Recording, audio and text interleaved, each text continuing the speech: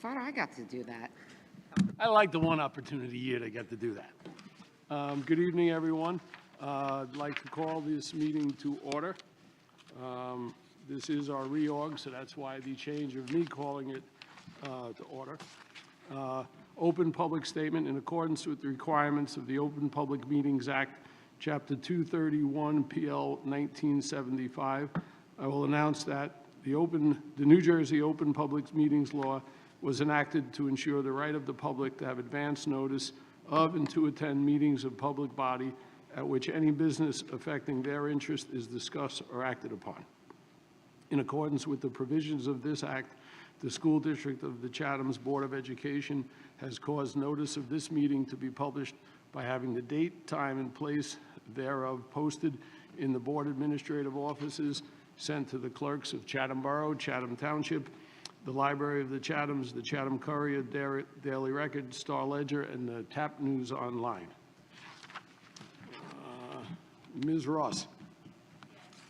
Ms. Allen. Here. Mr. Del Sandro. Here. Mr. Ryan. Here. Mr. Smith. Ms. Weber. Dr. Zhang. Here. And Ms. Ciccarelli. 1, 2, Here. 3, 4, 5, 6, 7 present and accounted for. For those of you who can stand, please join me in the Pledge of Allegiance. The flag is behind Dr. LaSousa. I pledge allegiance to the flag of the United States of America and to the republic for which it stands, one nation, under God, indivisible, with liberty and justice for all.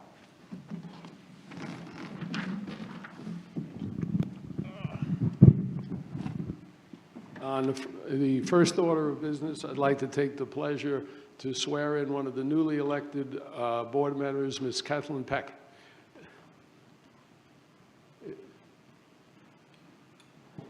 No.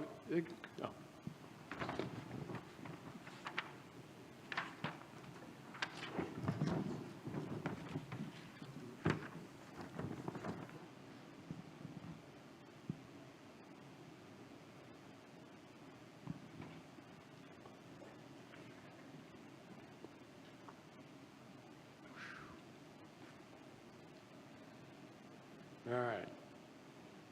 They're all smiling for the camera. You ready? I state your name. I, Catherine Peck, Do solemnly swear do that I will support the Constitution of the United States that I will support the Constitution of the United States. and that I will bear true faith and allegiance to the same I will bear true faith and allegiance to the state and to the governments established in the United States and this state and to the governments established in the United States and this state, under the authority of the people, under the authority of the people, so help me God. so help me God. I state your name. Catherine Peck, Do solemnly swear do solemnly swear that I possess the qualifications prescribed by law that I possess the qualifications provided by law for the office of a member of a Board of Education, for the office of a member of Board of Education, am not disqualified as a voter and not disqualified as a voter pursuant to RS 19:41, pursuant to RS 19:4-1, 4-1. 4-1, Thank you. And that I will faithfully, and I will faithfully, impartially, impartially, and justly perform and unjustly perform all the duties of that office all the duties of that office according to the best of my ability, according to the best of my ability, so help me God. so help me God. Congratulations, and I don't think she could have done it without you guys.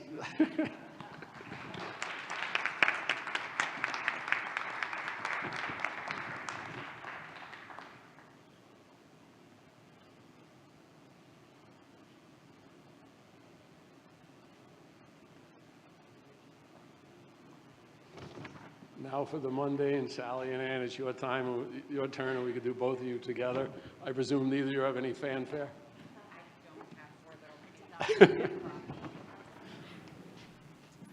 If you both raise your right hand and repeat after me.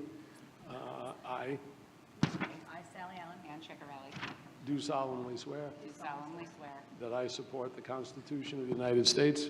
that I support the Constitution of the United States. I will bear true faith and allegiance to the same I will bear true faith and allegiance to the same and to the governments established in the United States and to the governments established in the United States and this state and this state under the authority of the people, under the authority of the people, so help me God. so help me God. I I, Ann Ciccarelli, do solemnly swear do solemnly that swear I possess the qualifications prescribed by law that I possess the qualifications prescribed by law for the office of member of Board of Education. for the office of member of the Board of Education. I am not disqualified as a voter pursuant I am not disqualified as a voter pursuant to RS 19:4-1, to RS 19:4-1,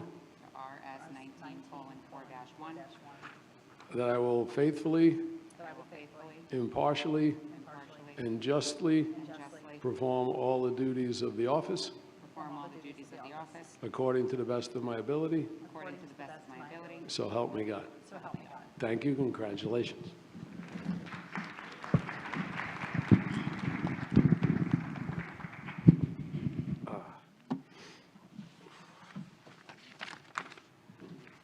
Now it is my pleasure to take nominations for the seat for the President of the Board of Education. I nominate Ann Ciccarelli. Anybody else? And as President of the Board of Education, Ms. Ross? Yes. Ms. Allen? Yes. Mr. Del Sandro? Yes. Ms. Peck? Yes. Mr. Ryan? Yes. Dr. Zhang? Yes. And Ms. Ciccarelli? Yes. Pass 7-0. Congratulations. Oh, thanks. I can gladly give you this. Oh, thanks. I was wondering where that went. There you go. Uh-huh. Good work, Peter.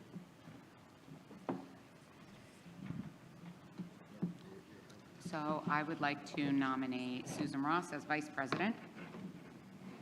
I'll second it.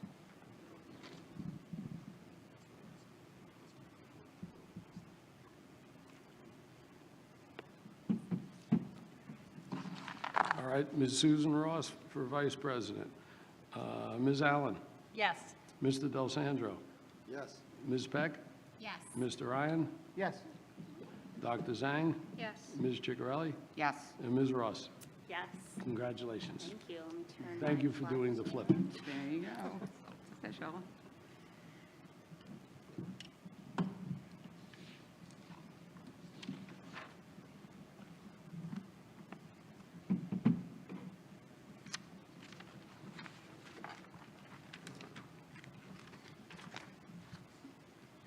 Organization 1-2. I'm sorry? Right, organization item. Oh, yeah, organization items V1 to V2. I'd like to move.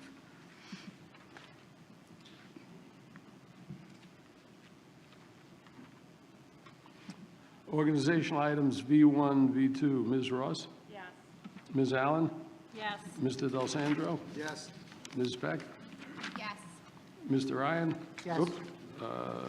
Dr. Zhang? Yes. And Ms. Ciccarelli? Yes. Passes 7-0. Perfect. Thank you. Now we're back to normal. Now back to the regularly scheduled programming. Okay. Good evening, everyone. Thank you for joining us. I just have a few words to say. I just need the proper glasses to be able to see what I'm saying, and those aren't going to cut it. So here we go. With Dr. LaSousa's recent announcement of his resignation, we want to take a moment to express our deepest gratitude for his nearly 24 years of service and unwavering dedication to our schools, and provide some insight on the path forward. Under his leadership, the school district of the Chathams has flourished, achieving milestones that will leave a lasting legacy. As we look ahead, the Board of Education is committed to ensuring a smooth transition. Thanks to a strong foundation built by Dr. LaSousa and our administrative team, we are well prepared and strategically positioned to navigate this change while maintaining momentum on key initiatives such as the grade level reconfiguration and the shift to full-day kindergarten. The board has already launched a comprehensive plan to identify and select the next leader for our district. We are confident in this process and will keep the community informed of our progress. Once a candidate is chosen, we will collaborate closely with Dr. LaSousa and the incoming superintendent to ensure a seamless transition. We wish Dr. LaSousa nothing but the best. We're not going to get too involved in that because luckily he's going to be here for a little while longer. But we know that Princeton is lucky to have you, and we'll let them have you, probably kicking and screaming all along the way. So rest assured that the things that we have coming down the pike will still be coming down the pike. Any questions, any additions, anybody at this point? Okay. So that's that. Moving on to any other board business outside of what we see on the agenda. I'll pass it along to Dr. LaSousa.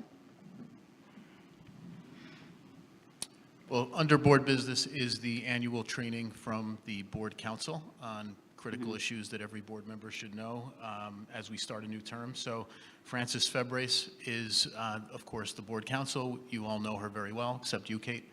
And I'm going to ask her to come up on the stage and then ask you guys to go down into the audience so that she can do her brief presentation. And then when she's finished, you can come back on the stage and ask her any questions that you might have.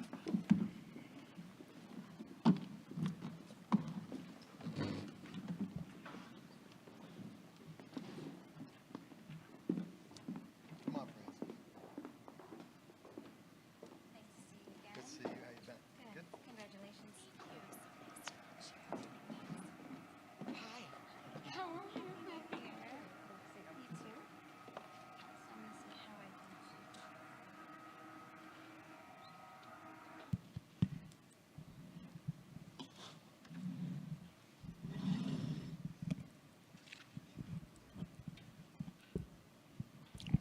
I'll just hold it.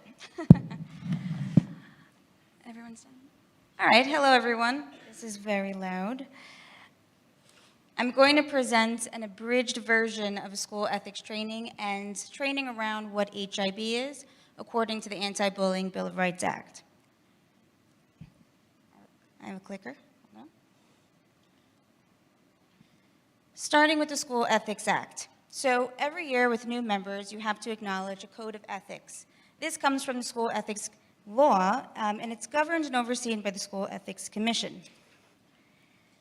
Essentially what it is, it's a code, it's a professional body of laws to help guide board members' conduct.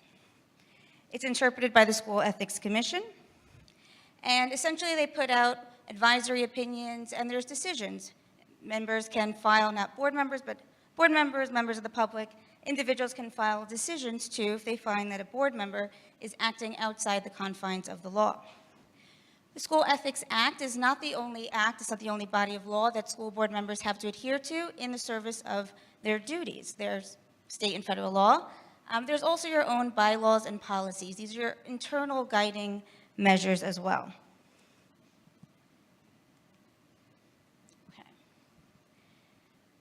Okay.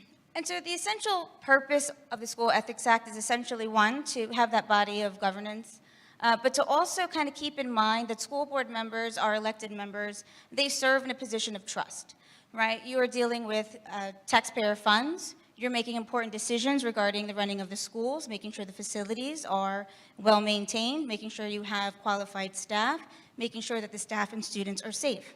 You do that through delegation. You have administration, you have teachers, you have educational services professionals, you have support staff. There's a whole system in place to help you accomplish those goals. And in doing that, there are conflicts that we have to be aware of.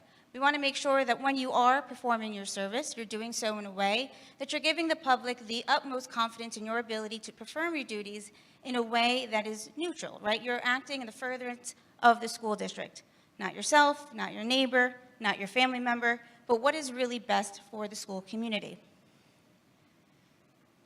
So I put together some guiding principles because while the School Ethics Act is comprised of a prohibited acts list, essentially, and code of conduct, you're likely not going to be running around with those two bodies of law, or those two schemes, rather, every time you make a decision or you meet before the board.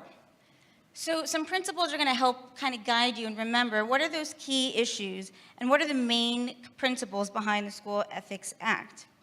So you want to think of everyone has a role. You serve on the board, but you are still a parent, you're a community member, you may have been an alum from the school, so you play various roles. And you come to the board with different experiences and perspectives, and you want to accomplish a lot. And that's not to say that if you're a parent of a student in the school and you also serve as a board member, that all of a sudden your parent hat gets tossed out the window. But when you're on the dais, when you are serving, you have to keep in mind that you are always really serving with your board member hat. And when you're serving as a board member, you want to kind of remember the organization scheme of the district. So you have the board members, you have your members of administration, you have your teaching staff members, your educational services professionals, your support staff, and everyone has a particular role. In fact, the Department of Education actually issues particular certificates and endorsements to ensure that everyone who's serving in a particular role, with the exception of board members, you have your own qualifications that you have to fulfill, but who's serving in the district, presenting some sort of role, providing services to students in the community, that they've been vetted essentially by the Department of Education. So there's particular certificates and endorsements. And these certificates and endorsements ensure that these individuals are specifically qualified to perform their specific roles. And the reason why that is important, because you will see that in the School Ethics Act, there are prohibitions, essentially, from administering or being part of the day-to-day activities of a school. And why is that? It goes back to the roles of who is who in a school system. So an administrator, for instance, has to have a very particular endorsement, and that qualifies them to oversee the district at large. Principals have to have a very specific endorsement, and that qualifies them to run a school building. Teachers, similarly, have to have specific endorsements to deliver instruction. So the reason behind that is that as a board member, you are going to govern. Your role is broad-based. You effectuate change behind the schools through establishing district goals, board member goals, policies, participating in committees, engaging with the public, relaying information, but you are not, for instance, in the classroom delivering instruction. You are not, for instance, evaluating the effectiveness of teaching staff members. You have delegated that to your administrators, to your teachers, to the other members of the school community. You also want to remember that there's other laws in place that guide your conduct. So I mentioned before, it's not just the School Ethics Act. When you look at the Open Public Meetings Act or the Open Public Records Act, those laws help remind you of some of the do's and don'ts, right? What can I say to members of the public? What can't I? Student information, for instance, is highly protected in New Jersey. Personnel information, protected. Information that might regard safety features of the school, accessibility, security protocols, that's confidential.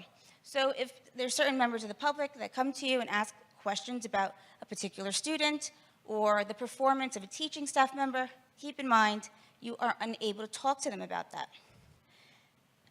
Federal law is the Family Educational Rights Privacy Act. That is just federal legislation that, again, protects student information. Okay, so prohibited acts generally. This is part of the School Ethics Act, and essentially the prohibited acts is to ensure that there's no conflict of interest. Again, you're not serving for any purpose other than to benefit the district at large, to help the students of the school, to better the staff, right? You're not trying to, get a contract for your company. You're not trying to get a job for your relative. You're not trying to get any kind of favor for a neighbor. As a board member, you will participate in some committees, one of them being negotiations. And that's a committee where you will kind of advocate and you will work with the local education association or administrators association to work with to kind of negotiate terms and conditions of employment.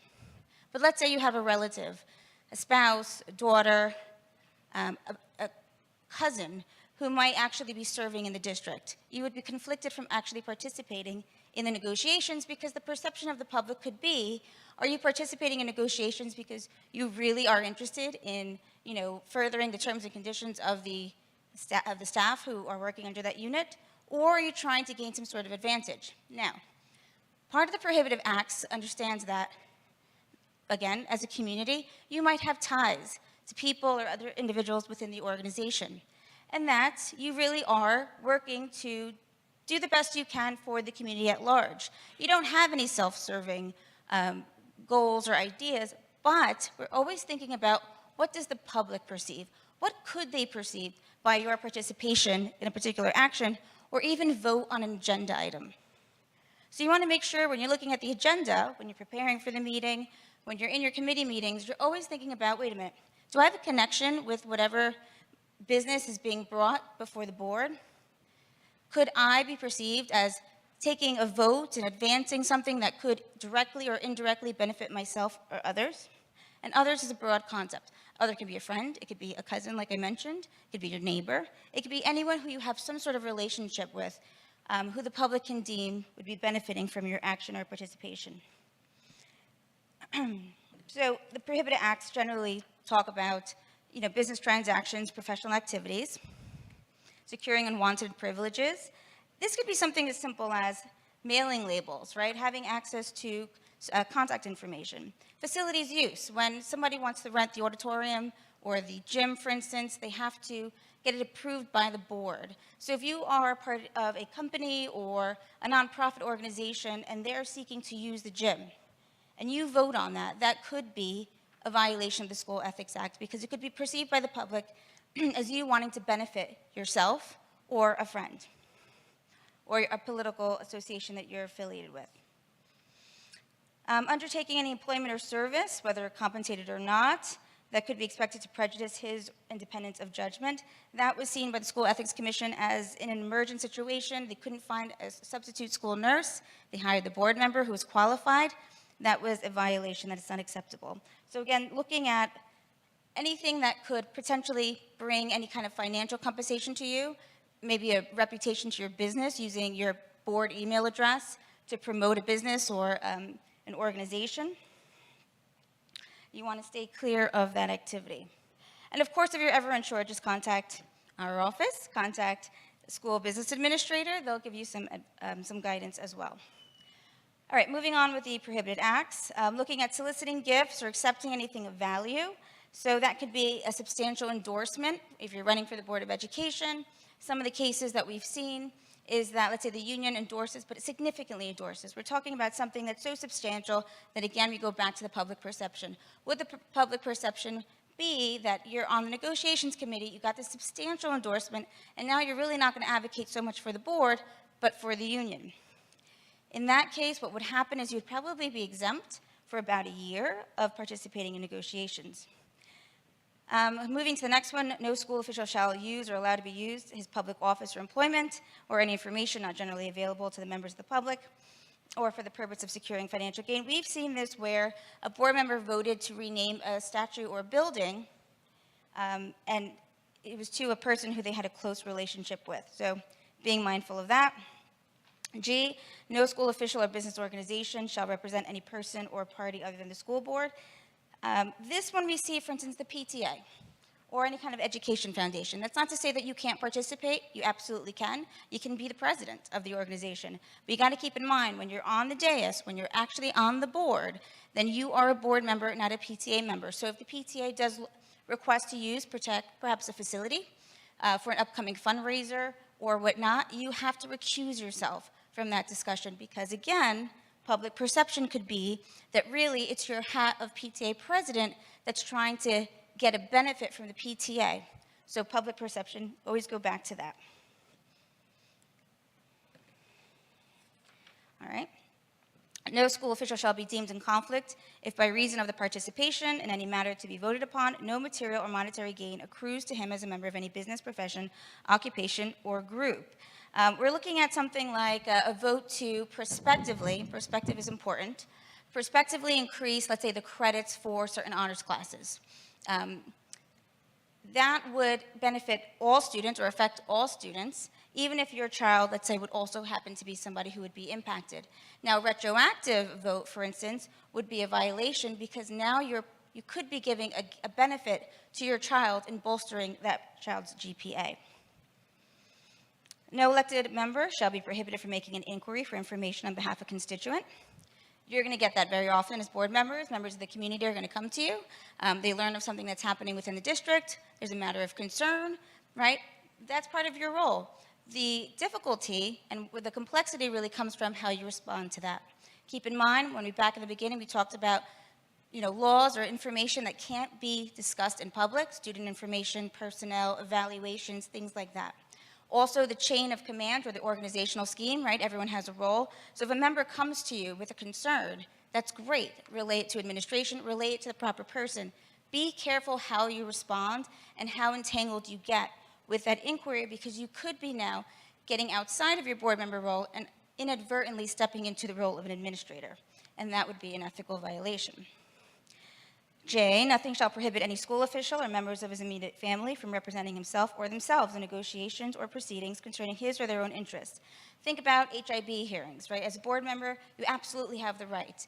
Under the IDEA, if you have a child in the district, if you are in a disagreement with the program, you have absolutely the right to file for due process. It gets a little sticky, however, let's say if you are in protracted litigation against the board. So protracted, or you're seeking monetary compensation, at which point a conflict will arise. And then the last one, employees of the New Jersey School Boards Association, and that's kind of a rarity, shall not be precluded. So that doesn't really apply here. School Ethics Commission has also put together a chart. I mentioned before that some of those conflicts can interfere with your ability for participating in negotiations and even voting on matters that pertain to the superintendent. So if you do have a relative in district, right, now if you are a board member, you cannot vote prospectively to get a member of your family employed. But let's say you run for the board and there had already been a family member in the district. You would have to recuse yourself. You couldn't be involved in a discussion of the negotiations. If, depending on who that family member is, I'm trying not to trip myself, you may or may not even be able to vote on it. As far as a superintendent, if you have a family member in the district, not only are you precluded from voting on matters impacting the superintendent, but any supervisor. So if it's a principal, it would be the principal, it could be the assistant principal, and then the superintendent. And they continue to add clarification because everyone was like, well, who is a relative? So there's a nice long list of who is and who's not a relative. All right, code of ethics. So the first part is the appearance of conflicts, refraining from the conflicts, making sure there's no financial advantage or benefit that's adhering to you indirectly, directly, or to others, right? Code of conduct really goes back into the roles. Now this is more about your day-to-day, what you're doing as a board member. So upholding and enforcing all laws, we went through that, right? The School Ethics Act is not the only law that applies to board members. You'll have curricular mandates. In New Jersey, probably in many states, school districts are heavily regulated by the Department of Education, and there's so much law that mandates what board members, or school districts rather, school boards must do. So there's a lot of laws, and it's your responsibility to uphold them, comply with them. Now, there are some laws that do give you discretion, and that's where you can, through policy, for instance, kind of create what your own requirements are within the district. But for the most part, you have to adhere to all laws, rules, and regulations of the state board. The violation or the failure to do so not only would be a school ethics violation, it could also impact your state funding. You'll make decisions in terms of the educational welfare of children. That just means, as we mentioned before, your votes, your actions must be to the benefit of all students, right? Non-discriminatory. You'll confine your board action to policymaking.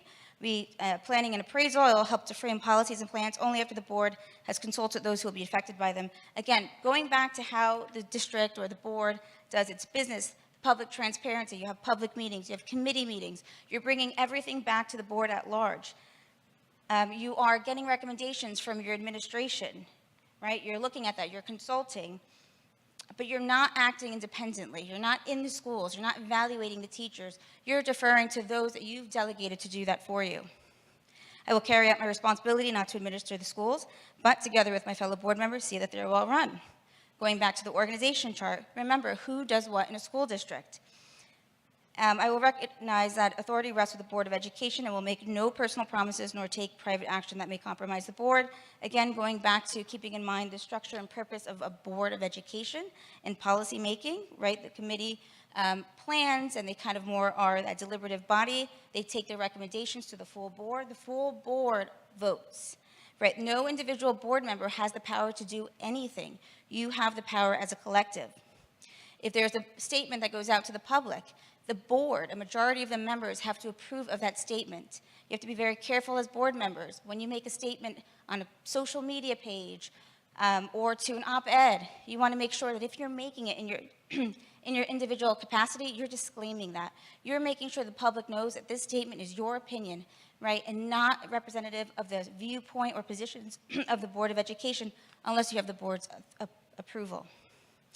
If you act singularly, right, without the board's approval, and let's say you put out inaccurate information, and that inaccurate information is believed by the public because you're a member of the board. You're presumed to have knowledge that members of the public do not have. So if you put something on social media, if you put something in an op-ed, and it's wrong, but it leads to a lawsuit, or it leads to some sort of harm, now you've just compromised the board. That's an ethical violation. So also be very careful of what you're posting online.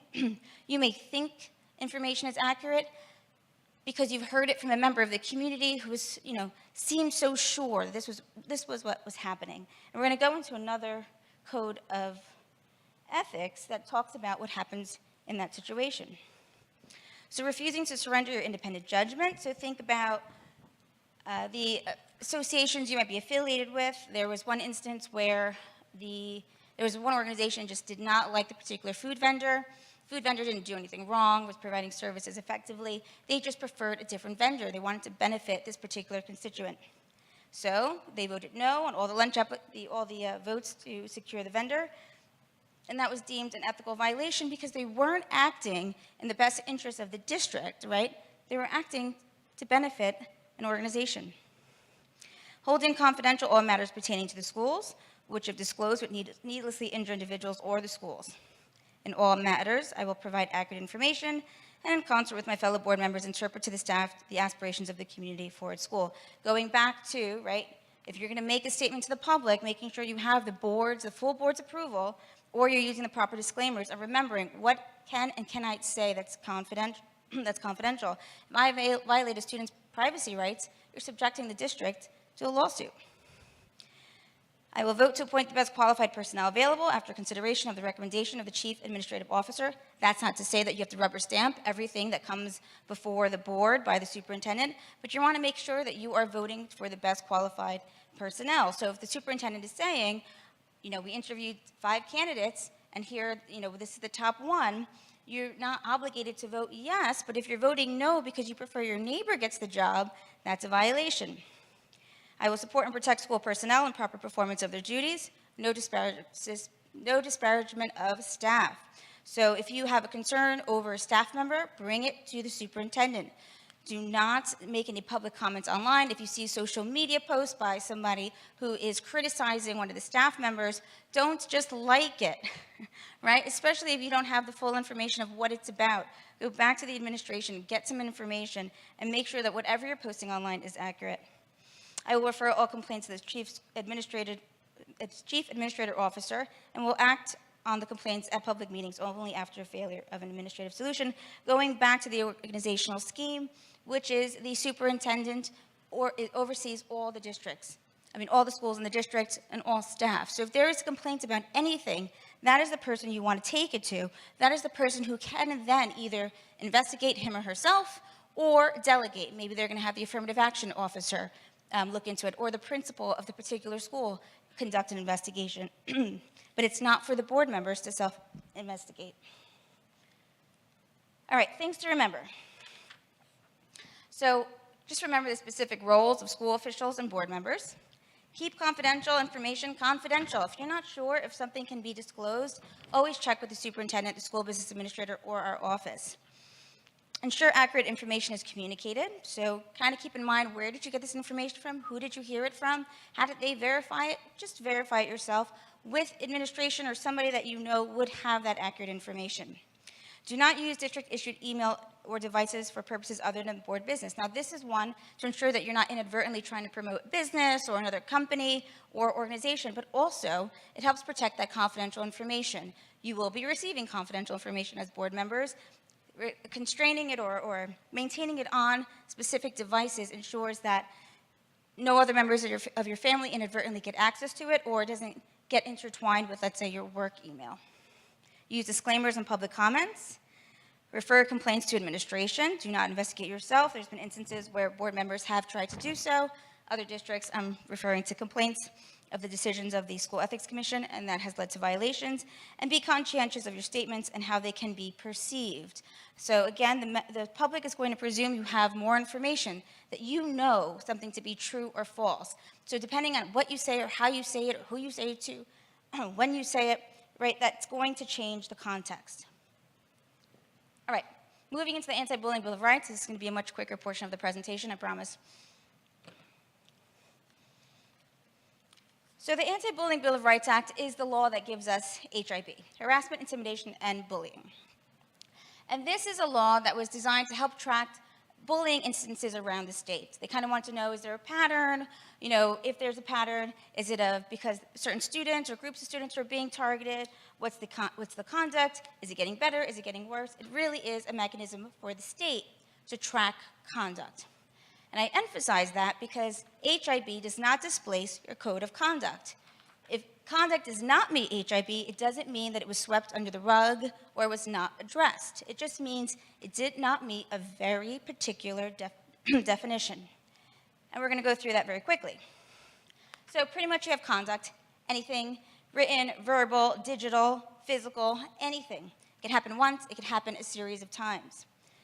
But it has to be reasonably perceived as being motivated by an actual or perceived characteristic. Reasonably perceived. That means the person who actually engaged in the conduct didn't have to intend it. It was just reasonably perceived by the person, the recipient of that conduct. Motivation. So reasonably perceived as being motivated. And we see a lot of the common characteristics under what we would see law against discrimination: race, national origin, color, gender, religion, ancestry, sexual orientation, gender identity, and expression. However, also mental, physical, or sensory disability. But it could be anything. It could be a diet. It could be the color of your hair. It could be, you know, preference of certain type of music. So it really could be anything at all. But the actions have to be motivated, reasonably perceived to be motivated on that basis. Location, I think that's a throwaway because it could happen anywhere. It could happen at school. It could happen on the bus. But it could also happen at home with kids using their personal devices outside of school time, you know, not even affiliated with the district whatsoever. So I always consider that more of a throwaway. Substantial disruption. There has to be some sort of impact to the person who's the recipient of the conduct. And yes, this is a little subjective because you're going to have students respond differently. Some students will shrug it off and say that didn't bother me at all, but all students are different and they're all going to react differently. Essentially, to determine whether or not you had a substantial disruption, you're looking at, did the student complain themselves? Were they visibly upset? Did they stop coming to school? Did they act differently in class? Maybe they were a vocal participant and now all of a sudden they're withdrawn and they're not participating at all. Their grades decline. So those are some examples of substantial disruption. A teacher or a recess aide, let's say, noticing conduct and reporting it themselves may not be sufficient for a substantial disruption. They're reporting conduct.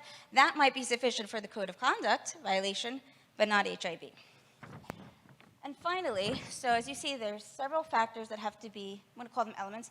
There's several elements that have to be met, right? So if you're missing the distinguishing characteristic, but you have everything else, it's not going to be HIB.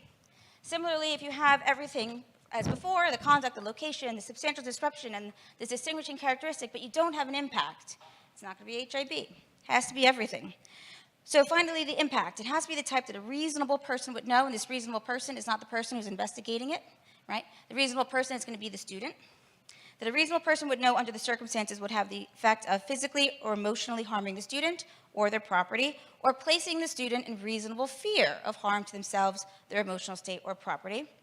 Or, so only one of the three has to be met, or it has the effect of being insulting or demeaning, or it creates a hostile educational environment for the student. Now, there's variation in that impact. So you can have something as slight as being insulting and demeaning, something so significant as changing the educational environment for the student. HIB, I'm going to go back to the code of conduct, does not displace your code of conduct. When something is found to be HIB, it doesn't mean that it's more serious because it met this definition. It just met the state definition. You can have HIB because someone's feelings were hurt because of an insensitive comment. You could have HIB because of a physical assault. So you see the variation. Code of conduct similarly. There's a code of conduct because someone was called an insensitive name. You could have a code of conduct because somebody was physically assaulted.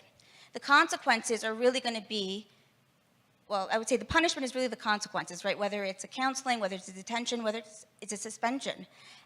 Those consequences may not change and likely will not change whether this is HIB or not. I know that there's a huge emphasis of, it's not HIB, nothing's being done. That is not true.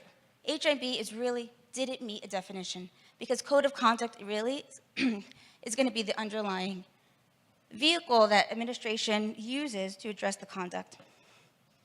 Okay, so that's the definition. Quickly, I'll go through the process. You have an HIB investigation. So let's say there's a report, someone heard or saw something, they received reliable information. You have 10 days, school days, to conduct that investigation. You can get more time if the superintendent ultimately finds that maybe there's not enough information, or the principal can, looking at this at first glance, can say, this really isn't HIB, it's probably more code of conduct, let's proceed that way. If the superintendent disagrees, he or she can send it back and start the HIB investigation. Once the HIB investigation is completed, and that's conducted by the anti-bullying specialist, that goes to the principal. The principal is really going to be the one that looks at all the information and makes the assessment. Does it meet this definition or not? Once that happens, that's going to then go to the superintendent. The superintendent's going to review. The superintendent can kick it back if they think there's not sufficient information. Most times there is sufficient information, and it goes to the Board of Education.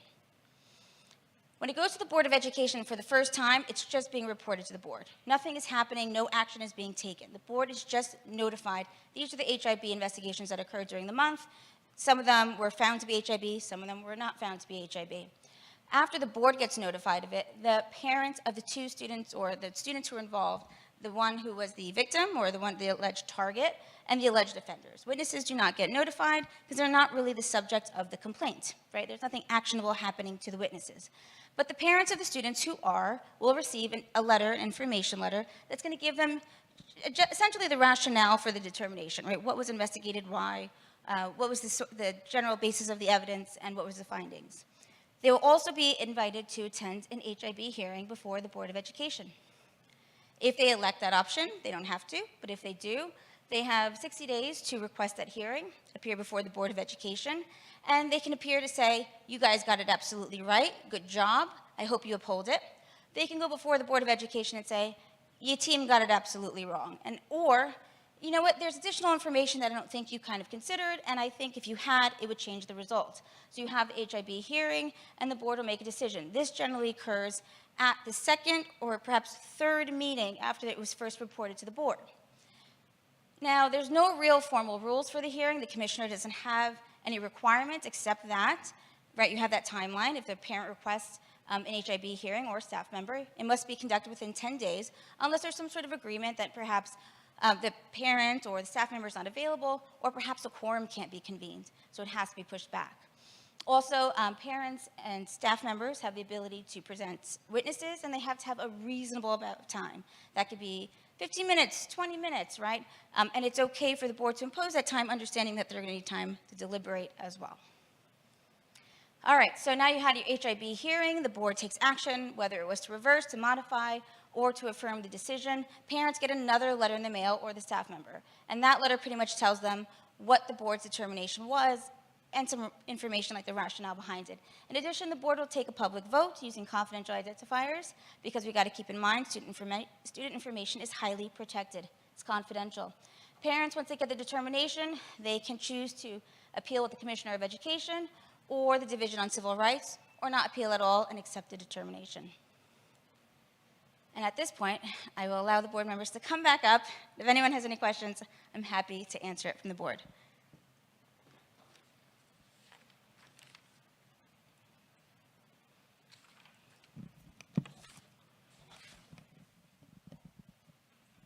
don't know if I should turn this off or take it back. Sorry. Actually, I see 20 minutes. I think it's 20 minutes. I bet you I do.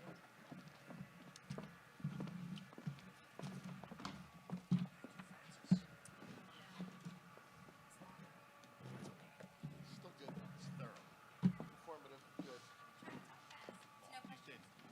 Well, let's see if Ann scurries up any questions. All right. So any questions, know that you can always contact me too if you need some time to think about anything. No pressure. But happy to answer anything either, as well. No, no, no? Okay. Well, thank you for hearing me out and your patience on that. And there's Thank you, Francis.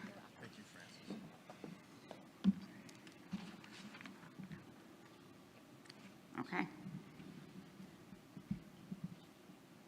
Yeah, moving on to your report.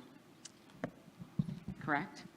Yes, I think so. Thank you, Mr. Gurley. Just one thing to point out under board business, there are a couple of housekeeping items, including changes to board meetings in the next couple of months, and that has to do with the state calendar that was published back in December, after, obviously, we had scheduled all the board meetings almost a year ago now, or whenever it was. So please keep note of that, and we'll post the announcements that the meetings are being changed and basically being moved up.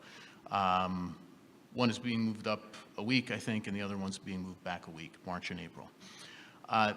Then, under my report, I'll mention, of course, I'll address the elephant in the room, which is, I've had a lot of people ask me over the last month or so whether we're going to change the start time at the middle school and the elementary schools. And I've stated and spoken with the curriculum committee prior to my announcement last week that we would come up with a decision before the end of January so that everyone could plan. And the good news is that First Student has indicated preliminarily that they can accommodate a swap in the start times of the middle school and the elementary schools, whereby the elementary schools would begin about 7:45 in the morning, and the middle school would begin about 8:30 in the morning. However, after we've discussed it, my recommendation is to put that on hold by a year and target 2026, the fall of 2026, because we have a lot of other moving parts in terms of changing the grade levels around, and we want to get the bus routes up and running and kind of pinned down and moving along the way they should. So if we can do that by this coming fall, then we can aim for the following fall, 2026, to implement the flip in the times of the other schools. Aside from that, one of the moving parts, obviously, is yours truly, and I don't want to belabor the point and make a bigger deal of this than it is. Everyone read my statement. I'll just say thank you to everyone. I think when I started in Chatham, I was 27 years old, and now I'm on the other side of 50, and this has been just the greatest place. I hit the lottery when I took a job here, and there are people in this room, some faces out there, some faces on this stage, who I love, like actually love them. So it's been an emotional couple of weeks, and I'm not going to repeat what I put in the letter, but I feel so grateful to have had the experiences that I've had here, and I enjoy working with so many of the people that I get to work with, and I've been affected and influenced and improved as a person by so many of the people I've worked with over the years. And while I'm very excited for what I think is a unique opportunity that will be somewhat re-energizing and fulfilling and stimulating to me, it's also painful, of course, to have to say goodbye to so many people I care about. So just want to thank everyone and thank all of the people who've wished me well in the last week or so. Much appreciated. And then the third item under my report, actually it's only the first one that's actually written, but it's the draw here, and that is the approval of the programs of study. We always do this in January, usually, because we begin the course selection process, starting with rising seniors at Chatham High School. Any changes that we want to make to the course offerings or anything else in the way we are running our courses and our sequences of courses, we need to have approved before students can make their selection. So we have a team of people here, Dr. Donahue being the captain of the team, but Tony Orsini is with us, so is Doug Walker, our middle school and high school principals, and then we are recommending an alteration to our math sequence. So Aaron Yamamoto, our math supervisor, is joining us as well. So they're going to take the microphone and the clicker, and I'm going to ask the board members to again return to the seats. That'll be the last time tonight, and then we'll move on from there.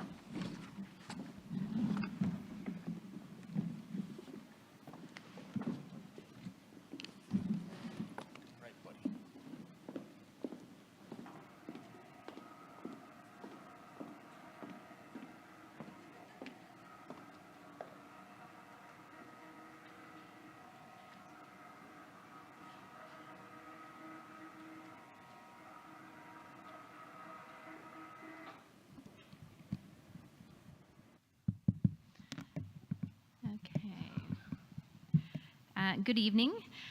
We are pleased to share tonight the new courses that we're proposing to add to the existing program of studies at both Chatham Middle School and Chatham High School. With us tonight, we have Mr. Orsini, the principal of Chatham Middle School, who will share the new course proposals for there. He will be followed by our math supervisor, Mr. Yamamoto, who will share our proposal and rationale to change our math sequence between CMS and CHS. And finally, we'll conclude with Dr. Walker, who will share proposals for the program of study at Chatham High School for next year. We do have quite a bit of content to get through. If you could please let each of the presenters get through their presentations, and then we will certainly take questions at the end. All of these proposals and courses have been gone through the Curriculum Instruction Committee at our last meeting. Thanks, Mary. And thank you to Dr. LaSousa for bringing me on board last year and putting together such a great team of teachers and administrators to really make this restructuring next year to the 5-8 middle school work. We're looking at putting in some changes. There haven't been a lot of changes in the middle school program and studies for a while. So we're going to be making some changes to our elective courses, our related arts courses for next year. Some of the things that we're doing are we're readjusting classes like our digital footprints class and our maps class. And we're putting in some new electives to kind of take their place and to make sure that we can still hit the content from those classes that are necessary. One of those things to help support our 5th and 6th graders when they come into middle school is a middle school 101 class to really help build their confidence, resilience, and a mindset as they come into the middle school and make them feel a part of the new configuration. We have 4 or 5 new humanities focused related arts courses. We're trying to fit some of the needs of our kids and the storytelling that they see every day, like they see in video games that have some intricate stories in them. Bringing back the need for public speaking with the Speak Up, Mastering the Art of Public Speaking, and looking at bringing that back. It was a middle school course many years ago, but it's an art that is extremely well needed by our middle school students. Another fun course to really bridge the gap between literature and our modern society with Superheroes Unmasked, How Comics Change the World, kind of relating those things to not just history, but to the Marvel Cinematic Universe going on right now. And we're really proud of our social studies related course, Stories of Triumph, that is looking at some of the more inspirational events in history to really teach our students some leadership skills. I'm not going to go into the specifics of these per se, but you're really looking at the popular video games and creating their own story-driven projects at the end of this course. The Speaking Up, it was previously public speaking, but we're really looking to modernize it where the students are gaining those skills to speak in the smaller groups, not that they're going to be full of an auditorium with people speaking, but just that skill set that they've maybe lost a little bit since COVID.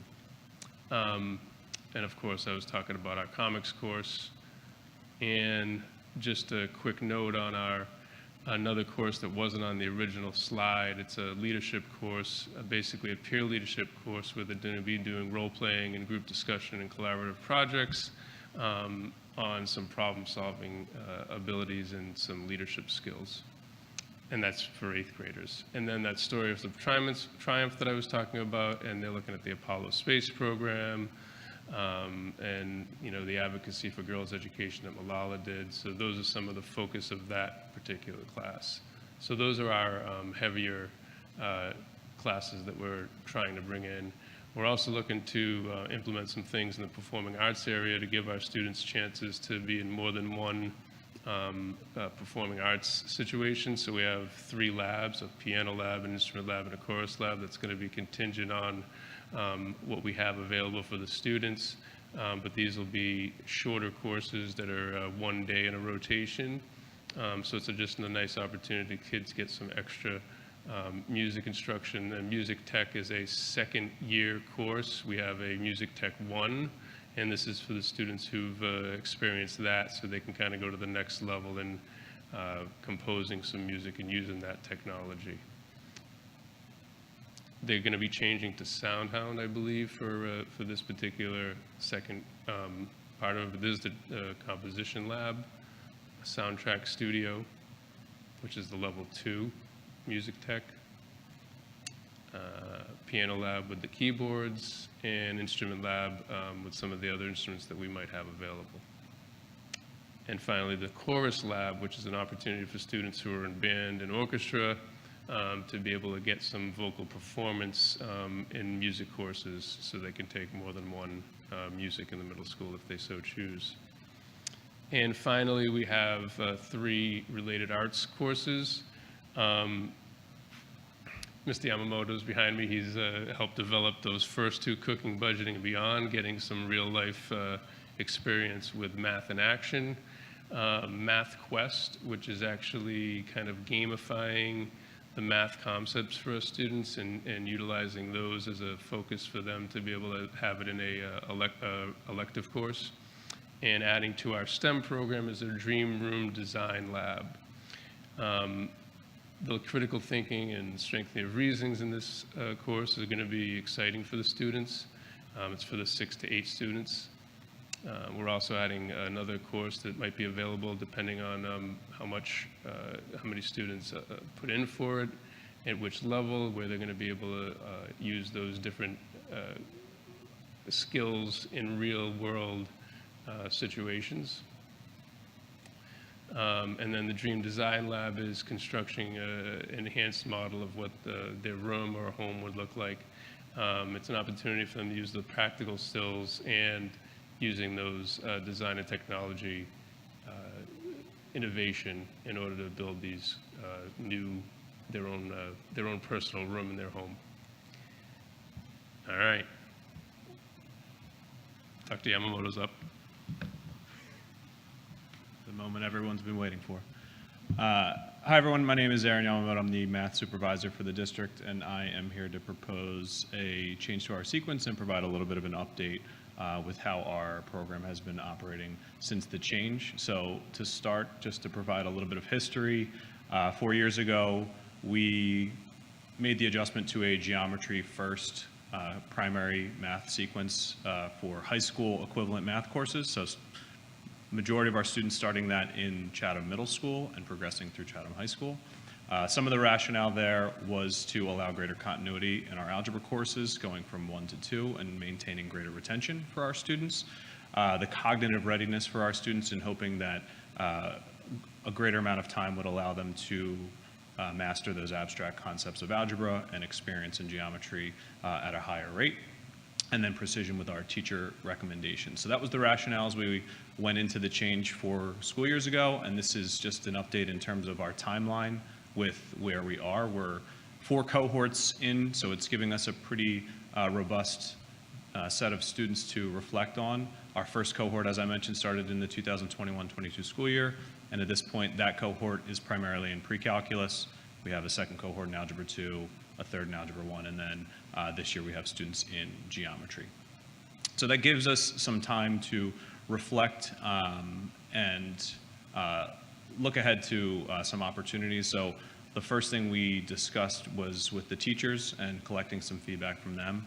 The greatest conversation came with the geometry teachers at both the middle and the high school, and the concerns that they were expressing over that time, in that by pushing it earlier and removing the Algebra 1 content, that it required a little bit of a reduction in the course rigor for our geometry courses, and the simple fact that the majority of resources align with a traditional sequence. So our staff is required to omit and modify and create on their own a lot more resources to try and meet the needs of those students. For our other end of the sequence, our Algebra 2 and our pre-calculus teachers have a little bit more of a mixed review. The Honors Algebra 2 staff reported less need for reinforcement of those concepts, so they were the big winners on that end of things. But with our 2A and our 2B teachers, as well as our pre-calculus teachers, had more varied results and varied observations of where our student retention was.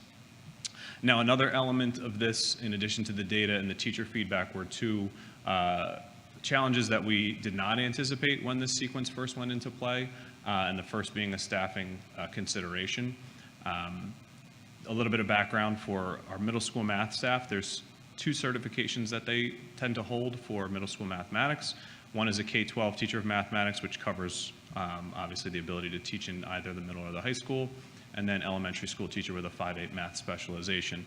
So with some of the natural turnover that happens in our buildings, the Geometry First has created a little less flexibility in our staffing and is going to potentially present some challenges with hiring in the future, in that a lot of the teachers that hold that teacher of math K-12 certification are looking for high school opportunities, and those that are holding only the 5/8 with the specialization don't always feel comfortable teaching geometry, since it's traditionally not the first course in the sequence and tends to be a high school course in other districts.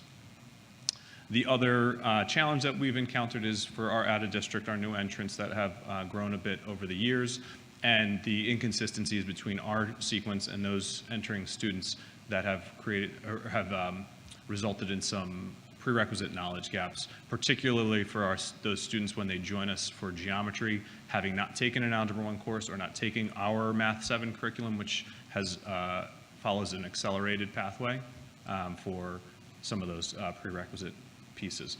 On the flip side, the new entrants from out of district that had Algebra 1 are seeing high levels of success, which kind of points us in the direction of the proposal which I'm making tonight, which is to return to the traditional Algebra 1 geometry, Algebra 2 mathematics sequence effective next school year, the 2025-2026 school year.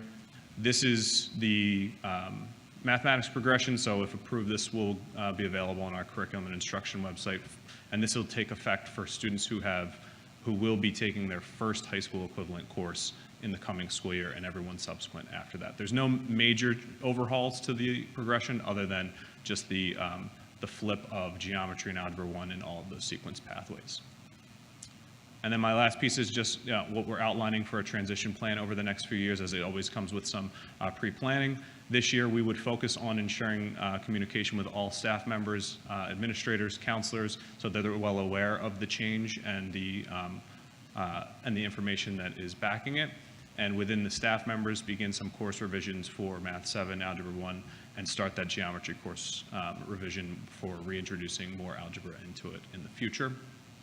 Next year will be the most impacted year, and that will have what I call an Algebra 1 bubble, because if you kind of follow all of our pathways of students, we're going to have students taking Algebra 1 in large quantities, both at the middle school and at the high school, because of their location either in our current sequence or in this proposed sequence. And so one of the other shifts that would come out of that is that we wouldn't offer geometry next year. And before anybody gets too worried, no student in our district should need to take geometry next year. So the only impact this would take would be on a student coming from out of district. And the proposal will be for those students to take Algebra 2, so that we can provide them all of our course offerings, honors A and B level, and make sure that they're appropriately placed, rather than trying to bring a much more widespread group of students into a generalized geometry class. And then in the following year, all levels of geometry would return to Chatham High School. Honors Algebra 1 would leave, and it would kind of return to the form that existed prior to the sequence change. And obviously, we'll maintain a continued review of our performance and address any needs that may arise in the years to come. And then the final note at the bottom, as should be the case, any student that's currently in a high school equivalent course will complete the Geometry First sequence as stated. That's it for me.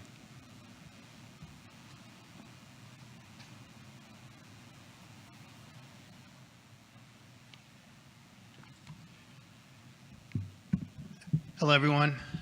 I'm Doug Walker, the principal of the high school, and it's my pleasure tonight to introduce the courses that we're proposing for the high school for the 25-26 school year. Just to preface my presentation, every year we source ideas for new courses at the high school, and the ideas are typically generated from our teaching staff in collaboration with the supervisors and myself. And so the courses that I'm presenting tonight have been brought to me from teachers. The teachers usually develop these courses based on where they see trends are in courses, based on student interests when they work with their students, and sometimes with some guidance from the administration. So our first electives that we're highlighting come in our English department. I've listed electives that we have now, and the two new ones are in yellow. The first elective that we're looking to offer next year is in podcasting. I think the name sort of speaks for itself. Definitely an incredibly relevant topic, and really will work on a combination of writing, storytelling, and public speaking. It would be a 2.5 credit course, and it'd be available for grades 10 through 12. And this course would also meet the 21st Century Life and Careers graduation requirement. The second course in English is the theater and film as literature. And so this course would really look at the relationship between written texts and their adaptations for stage and screen. And again, this would be an elective course in the English department for grades 11 and 12 at 2.5 credits. In social studies, we're proposing adding AP African American History. This is a College Board approved AP course that really looks at the history and challenges of African Americans globally and in the United States. It would be for grades 11 and 12. Only prerequisite would be completing US 1 and 2, which would be every 11th and 12th grader, and teacher recommendation. And it would be an elective course, a full year.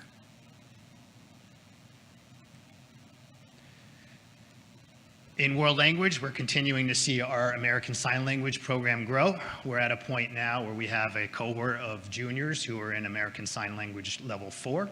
So we're proposing adding level 5 as an honors level.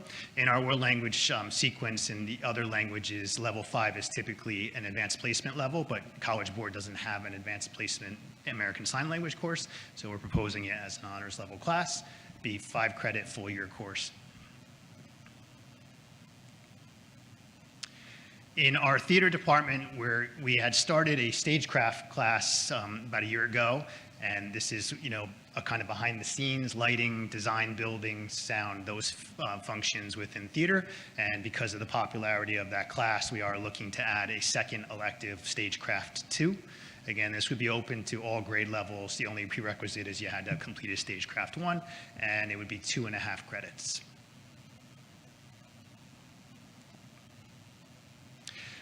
I'm excited about our 2 electives that we're offering in music. This was one that I had worked with the music teachers and Lauren Spooner, Director of Arts and Languages, wanting to bring in a couple more electives in the area of music and performing arts, specifically courses that are accessible and don't require the skills of playing an instrument or singing, to give more options and accessibility for our students who have an appreciation or a joy of music. So our first course is a music technology and sound engineering elective, and that would work on all aspects of creating music, creating sound, using technology. I already, in this situation, have the teacher who's proposing this and the teacher who's proposing the podcasting class of talking about maybe doing some interdisciplinary work there between the students, so we'll see where that goes. But this would be a 2.5 credit course open to all grade levels. And the second, titled Critical Music Analysis, the best way I can describe this, it's really sort of a music appreciation class where the students would be exposed to various genres of music and learn how to listen to it critically, how to evaluate it, and learning different styles and presentations of music. And for really students who have an enjoyment for music, want to learn more about it and understand the components of it, requires no prior musical knowledge or instrument playing. And this would be for all grades an open 2.5 credit elective course. In art, we have a new course that was proposed. It was proposed from one of our art teachers, and the genesis of this was we had a student a couple years ago who actually created a visual journal for their AP portfolio and received a very high score on that portfolio, which sparked the interest of the teacher. Teacher has been doing graduate work and has done a thesis on this topic. And the course is visual journaling. So this would be a 2.5 credit course open to grades 9 to 12, no prerequisites, sort of an entry-level art class. But the students in this course would be creating a visual journal is essentially what it is. And it's really a process-based class where students would be given different prompts, different options, where they can do different forms of expression within an ongoing journal. And it could be anything from self-reflection to things that they observed in the world or emotions and feelings, and using different types of mediums of art. And it's really interesting when I started to look at this and look at samples of the work, and it has a lot of flexibility, and I think it's, we'll explain it to the students when we have our class meetings, but I think it's a very interesting addition to our art program. In the area of 21st century life and careers, we had started last year a course that is within our special education department on career exploration and preparation 1. That course has become very popular. The students are really finding it to be valuable, enjoying themselves in the class, and so we're looking to offer a part 2 of this. Again, it would be open for grades 9 to 12. It does require a recommendation from the child study team, so it's for special education students, and it would be a 2.5 credit course. A second edition that we're looking to bring back, this is a program that was at Chatham High School. This is my 13th year here at Chatham High School, so it was in our program of studies when I started, but it wasn't running at the time, so it had run prior to me.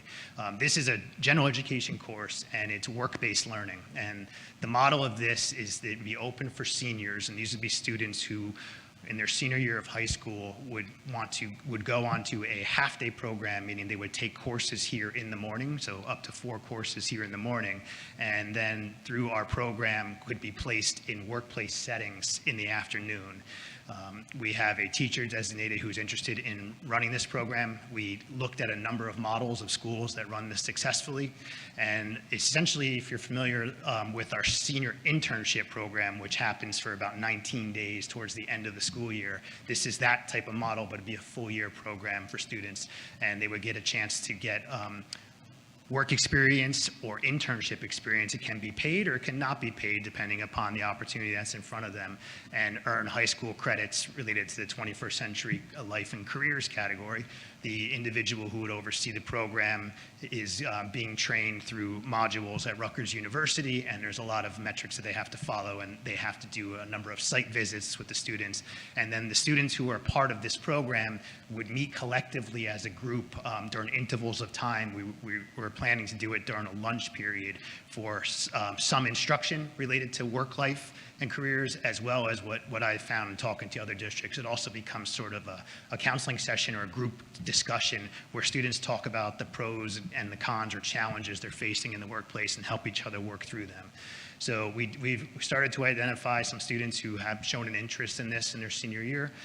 They will still be able to graduate on time, and it doesn't preclude them from attending college either. It's just a different pathway for we think some of our students who would really benefit from this.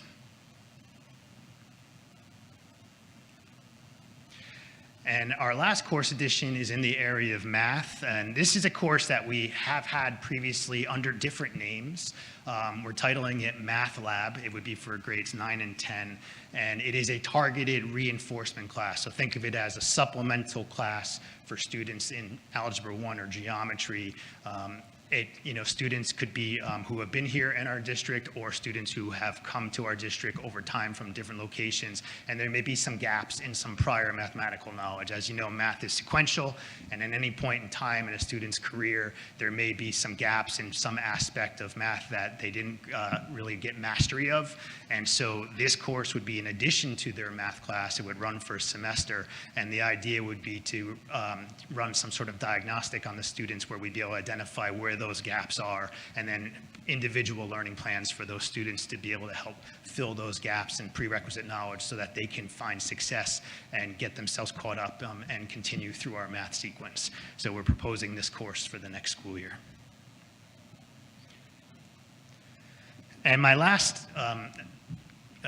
addition here, which is a proposed change in our program of studies. And the change falls under what the New Jersey Department of Education calls Option 2. And just to quickly define Option 2, as it states in the state code, is that it allows school districts to support various pathways for kids to meet standards and allows us to approve or establish alternative courses. So think of it as alternatives to courses that students need to take here or would take here, that these alternatives would be permitted if they meet or exceed the requirements of the course that they are replacing. So examples of Option 2 at Chatham High School is allowing students to take virtual courses or courses external from here, like through our EduSeer provider. We allow students to take these courses online. The EduSeer provider has courses that are aligned to the New Jersey Student Learning Standards. They are taught by certified teachers. They're accredited. It's an accredited school program, which is Founders Education is actually the provider. And we do permit students to take courses there through the Option 2. The second way that we utilize Option 2 at the high school is for students who are participating on our athletic teams. There are Chatham High School teams, and for those teams that meet the requirements, when they are in season, students can be exempt from attending the physical education portion of school, of phys ed, but not health or driver's education. And what's replacing it is our athletic team. And for those of you familiar, we have 36 athletic teams. Our programs are typically 6 days a week. They are run by our coaches who we hire, who we evaluate, and we're able to maintain the accountability of the students in these programs, attendance, participation, growth and development by our close interaction with these teams and these coaches. And the third pathway, the third option that we have for Option 2 here is what we've called, it's been in place for a few years now, called Individualized Structured Learning, or ISL. And this was put in place to allow for students who participate in activities that are not Chatham High School activities, out of school activities, that meet specific requirements like an hourly amount of participation per week. We've allowed historically these students to also be exempt from attending the physical education component of phys ed, but not driver's education or health. And the requirements for this would be, it would need to be a year-long program because it's fully replacing physical education, which in New Jersey is required of every student every year they're in high school and does have a specific minutes requirement per week. So based on this Option 2, we did some evaluation. It's been going on ongoing of really looking at what are the requirements of Option 2, having courses that meet or exceed the expectation of the courses they're replacing. We sort of reconciled what are the requirements of this program and what are the programs that we are offering. And we are recommending a couple changes here. In our virtual courses, what we're recommending moving forward is limiting enrollment in virtual or external courses, courses that are not offered at Chatham High School, are not taught at Chatham High School, but at external providers that we approve, to elective courses, and that includes financial literacy, continuing to allow financial literacy, but no longer allowing enrollment in core required courses, courses that are required in a sequence in the core subject areas like English, math, science, social studies, and world language. There are some cases where we're recommending maintaining some exceptions. What we sometimes do use the virtual courses for students that are on home instruction, as a home instruction if we can't find a teacher that's able to meet the student in their home or if they're hospitalized, and we allow them to then work through the courses virtually. And what happens there is our teachers select the topics within the course that align to what's being taught in class, and the students work through those. We have students who we do approve for partial day programs because they're involved in extraordinary activities that limit their ability to attend school full time, and we sometimes then have them on half-day schedules and allow them to supplement with a couple online courses, usually in the elective areas where possible though, so that they can still stay with their cohort and graduate on time. And then we also use it for credit recovery for students who did not pass a class or who had lost credit for attendance purposes. So we do want to continue that, but we want to limit it primarily in other situations just for elective areas and not in the core sequence of, for example, U.S. History 1, U.S. History 2, World History. That's a required sequence. The second recommendation that we have is we want to continue to keep our PE exemption for our athletes that are on our athletic teams. Like I had mentioned before, these are programs that we control. These are programs where we hire the coaches, evaluate student participation in these programs. We have a level of oversight and a level of accountability. Where we want to make a change is we want to discontinue the ISL program. And the rationale behind that is these are external programs to Chatham High School. We don't have accountability over these coaches or really a very simplified way to ensure participation, student engagement, and that students are meeting the standards that would allow it to replace the physical education course that they should be in, which is what the option 2 requirement has. Essentially, in this scenario, if you kind of put it simply, we're almost engaging the coaches of these external programs as adjuncts for us, but we have no accountability over them. And so from accountability standpoint and to be in compliance, the concern has been arisen is this something that should be maintained? So our recommendation is to no longer move forward with that program and only allow it with our own internal programs. And that's my last comment. Before I go, I just want to say this is my first meeting getting to see Summer here, who is our student representative, who we had interviewed to be our student rep on the board. And I wanted to say to Summer that when I interviewed her, I told her she'd probably be home by about 8:45, 9 o'clock most nights. And it's not looking that good right now, so I apologize. I didn't lie to you. But welcome, Summer. We're happy to have you here on the board. Thank you.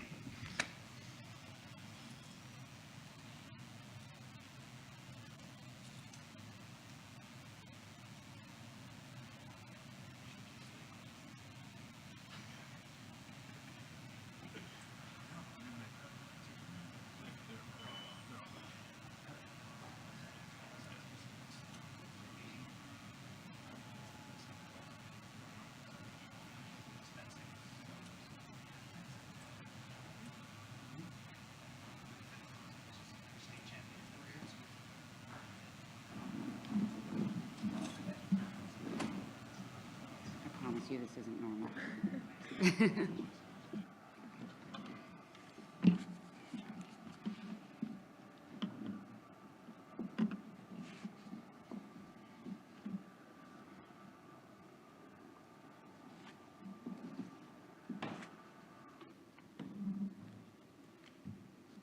Okay, thank you everyone for your presentations. They were thorough and amazing. Thank you.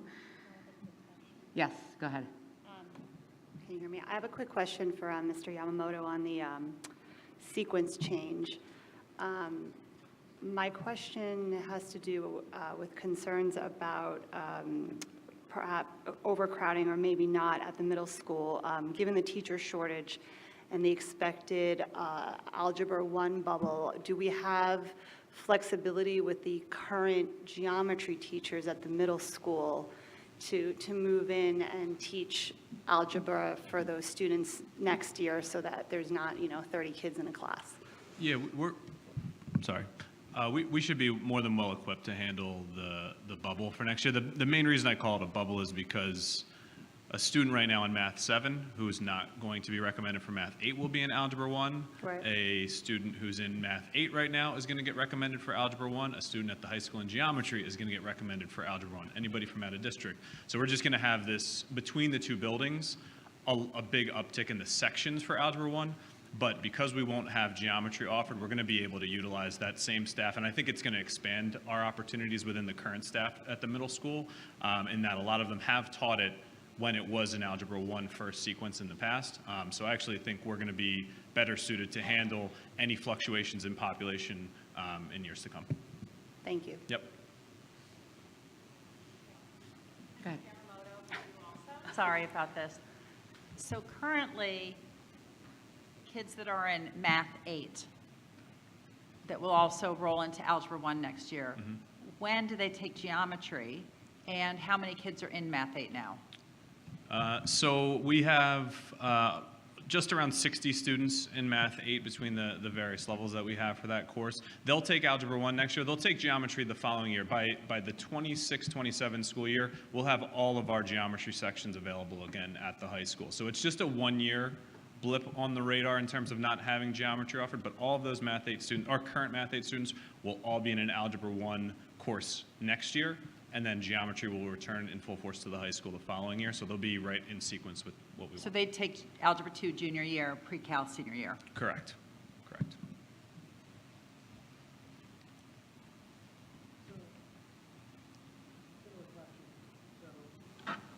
Sophomores right now are taking Algebra 2. What are they taking next year? Sophomores currently in Algebra 2, they would be on track to take either our pre-calculus courses or an Algebra 3 trigonometry course. So anybody that's in the current sequence would So they'll never proceed take forward. algebra. I'm sorry, they'll never take geometry. Anybody in Algebra 2 would have already taken geometry. In 8th grade.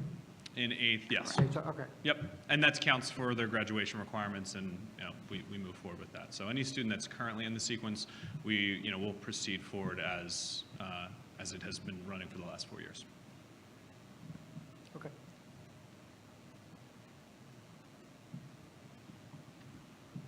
Any other questions? Okay. Thank you so much. Appreciate it. Mike, you're good? Okay, perfect.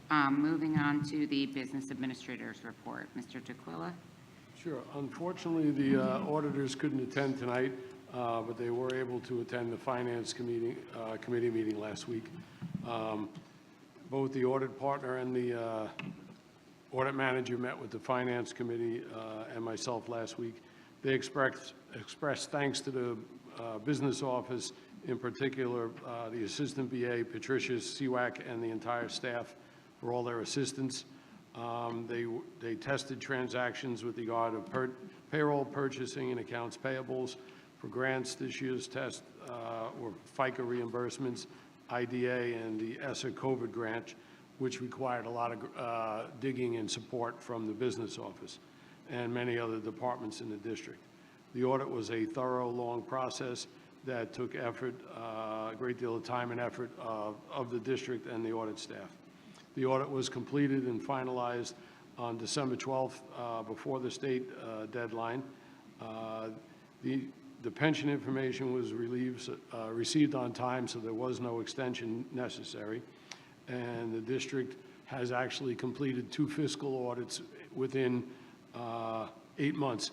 So that's a pretty big undertaking. The results were, again, an unqualified opinion, which is the most part of any audit. Some of the financial highlights presented were that the district is in a good overall financial position. Our capital reserve at the end of the 24-25 school year should be just shy of $6.8 million, which will be utilized in the 25-26 budget.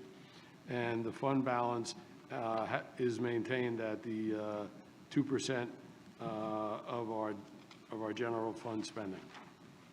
For the construction update, during the winter break, O'Hara Construction did complete the installation of all the interior doors. CM3 was able to wire all of the card strikes. The district keys and all the locks should be installed hopefully by the end of the week, and then all the doors will be operational.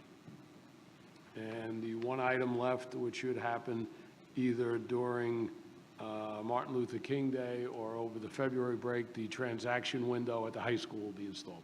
That's the last piece left on the security project. That's all I have. Okay, perfect. Thank you so much. Moving on to our new fabulous student liaison. I want to welcome Summer Tedesco, and we're happy to have you. And yes, I promise it's not always this late. As a matter of fact, I've been known to run a very quick meeting. So next time, I promise it'll be much shorter. But we're going to allow Summer to give her student liaison update. Hi, everyone.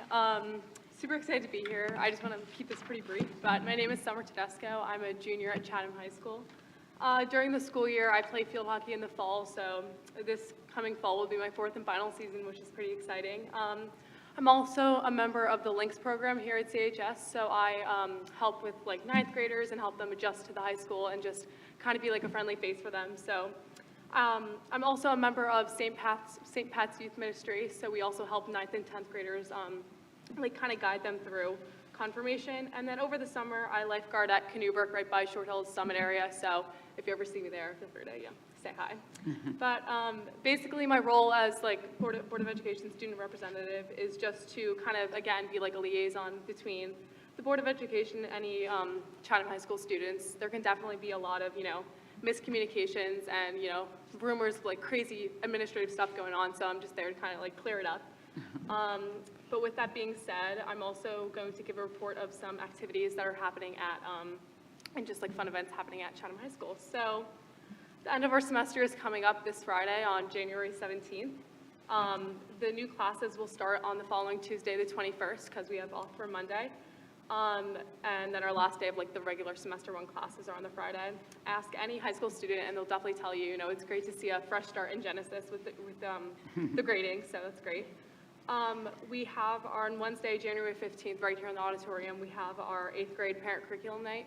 So we're going to have all of the courses from the high school and all the new courses that were just mentioned, if those are like the proposed ideas, just explained and shown in the slideshow for any parents that have any students in 8th grade and stuff like that. So, and here at CHS, our winter sports are in the midst of the regular season, which all of them are doing really great, but one of the highlights was definitely boys swimming won their 50th consecutive meet, which is super impressive, so props to them. And we're also in the midst of our performing arts and concert season, so tomorrow night, right here in the auditorium, we have our orchestra concert, so if you're interested, stop by. I hear them all the time in the hallway. I'm walking right through here, and they're phenomenal, so I definitely recommend going. And then for our clubs and activities, we have our Chinese club hosting Chinese New Year dinner at the CHS cafeteria this Friday, the 17th at 5 p.m. So if you want to stop by, learn a little more about Chinese culture and like why Chinese New Year is celebrated, there's a lot of like fun new foods and activities, so if you want to stop by, it'll be fun. And then lastly, we had our alumni return day right before winter break. So basically a panel of 2024 graduates came to talk to our seniors about their transition to college and like what happened and how it went. And from talking to a couple of seniors, I've noticed a major theme was definitely that a lot of them didn't really get their top choices or maybe their first or second, and it still really worked out for them, which is definitely promising for a lot of our seniors and even me for next year. Like I'm just thinking about it, definitely promising. So yeah, that's all. Awesome.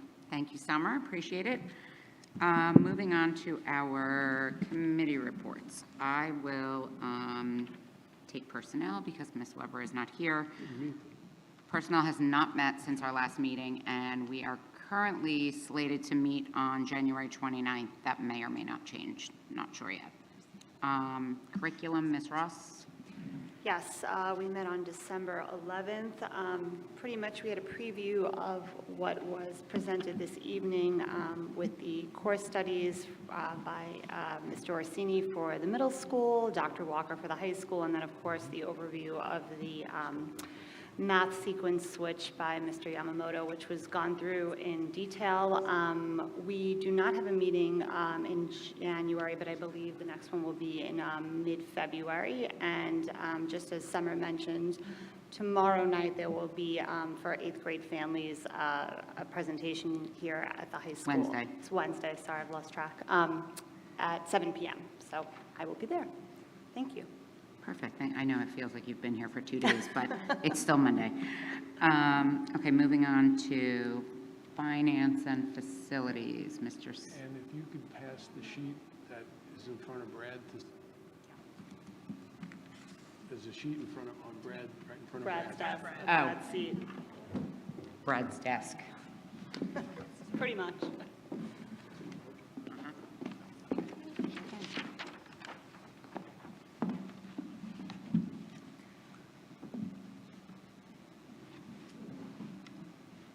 Hi there. The Finance Committee met on January 8th at 7:30 p.m. Most of the meeting was spent with our auditors, providing an update on our 23-24 audit, which we passed. We also discussed the long-range facility plan, and some information regarding budgeting for the next 25-26 season, as well as a construction update and full-day kindergarten and possible tuition program to attend SDOC schools from other school districts, because we've had more interest from other school districts.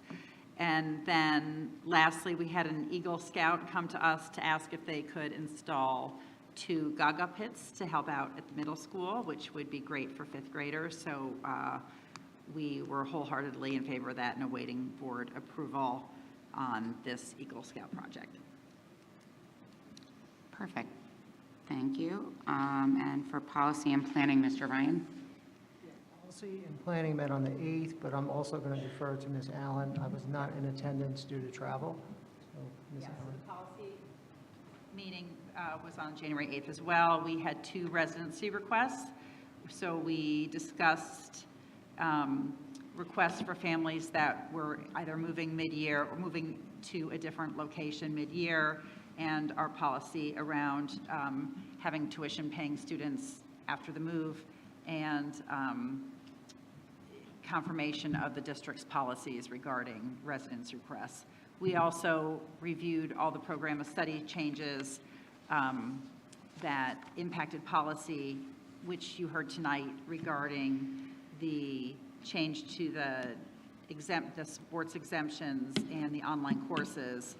And both of these obviously were incorporated into the to Dr. Walker's presentation tonight.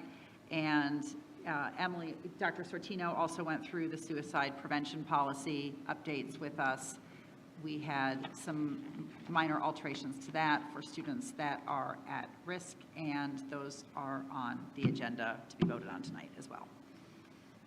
Perfect. Thank you so much. Okay, moving on. I'd like to move the minutes from the December 9th public and executive session and the January 6th special meeting executive session only. Or Mr. Ryan, if you'd abstain from the January 6th, please, so we can do them all. Nick, you got, we can, on the December 9th, everyone that was in attendance. On January 6th, only Mr. Ryan wasn't here, so he just needs to abstain on that one. And I just need a quick second since I didn't hear that.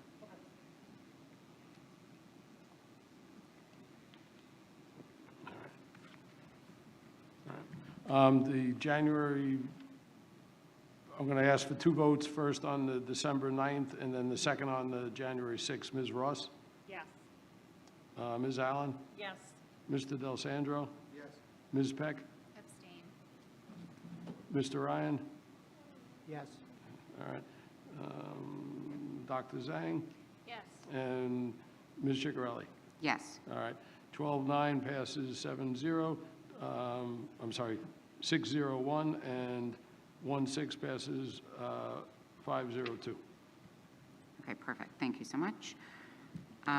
Okay, this is going to be our first opportunity for public commentary. Hearing of the citizens during the public commentary section of the agenda is an opportunity for any member of the public to be heard about issues which are or are not topics scheduled for the current meeting. To help facilitate an orderly meeting and to permit all to be heard, speakers will be asked to limit their comments to a reasonable length of time. And if you would, please just sign in and state your name when you go up to speak. That would be great. Thank you.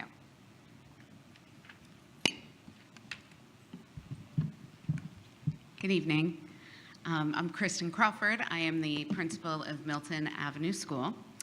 I am here on behalf of the Chatham Administration Association to talk about Dr. LaSousa's announcement. The members of the Chatham Administrators Association wish to thank Dr. LaSousa for his steadfast leadership over the last 13 years. During his time as superintendent, his thoughtful, perceptive, and courageous vision has guided the district through numerous challenges. Dr. LaSousa's leadership style, marked by trustworthiness, honesty, and transparency, has empowered and supported both staff and students alike. His resilience and his discerning nature have consistently steered the district in innovative directions. Dr. LaSousa's unconventional yet visionary approach often made it feel like he was leading a startup rather than a school district.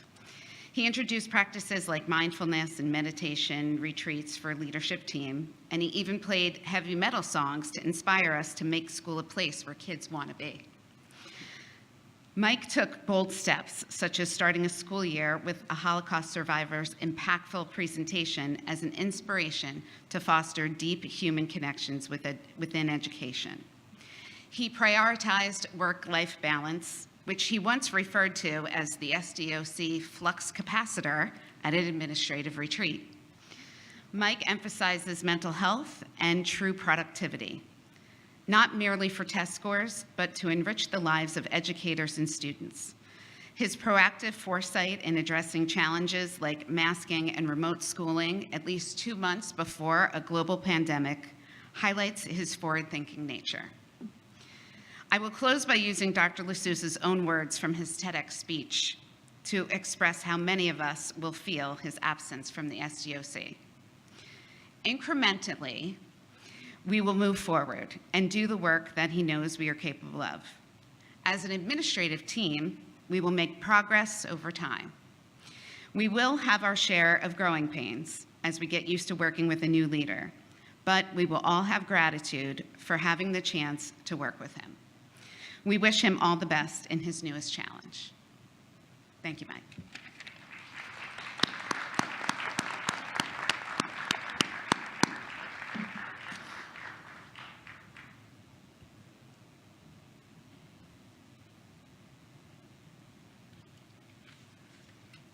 Good evening. My name is Dana Goodstein, and I teach general music and choir at Lafayette School, and I am the director of the Lafayette Musical. We are thrilled to invite everyone to Lafayette School's annual 5th grade production of Seussical Jr. on January 31st and February 1st at 6:30 p.m. Seussical Jr. not only brings the whimsical world of Dr. Seuss to life, but also highlights the values of acceptance, friendship, and community themes that are central to our school's mission and are embodied by our talented students. The arts play a crucial role in the development of young minds, and our Seussical Junior production is a perfect example of how creativity fosters teamwork, self-confidence, and empathy. Our students have worked tirelessly to bring this show to life, gaining valuable skills both on stage and behind the scenes. This production would not be possible without the dedication and expertise of my incredible team of adults who care so much and support our students every step of the way. Ms. Gall, Ms. Paulson, Ms. Jacomite, Mrs. Smith, Ms. Kendra, Mr. Von Hagel, Mrs. Cifredella, Mr. LaChance, and our supervisor, Lauren Spooner.